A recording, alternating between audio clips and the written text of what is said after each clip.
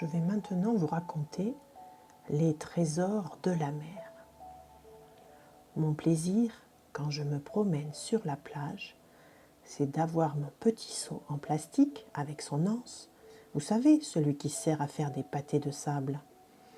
Il m'est très utile, car quand je marche au bord de l'eau, beaucoup de choses attirent mon attention. Une jolie pierre, une petite pierre ronde, un coquillage intact, c'est-à-dire parfait, ou bien un petit morceau de verre usé par les vagues et ressemblant à un bijou. On trouve aussi des coquillages de nacre, roses, bleus, jaunes, oranges. Je les trouve tous magnifiques. Mon petit seau se remplit tout doucement.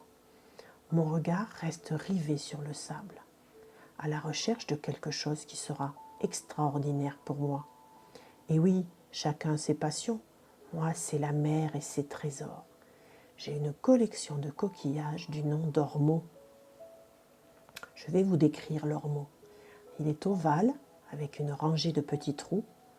Un de ses côtés, à son bord retourné vers l'intérieur, est constitué de nacre aux reflets irisés.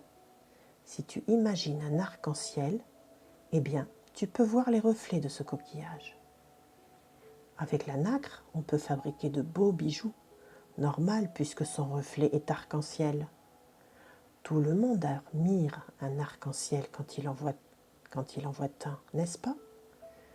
Je peux les emboîter les uns dans les autres, car ils ont des dimensions différentes.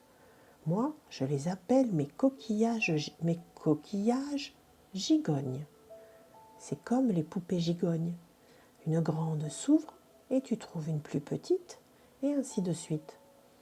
Alors, je suis à l'affût de ces ormeaux, afin d'en avoir beaucoup et de les ranger les uns dans les autres. Voilà pour cette petite histoire.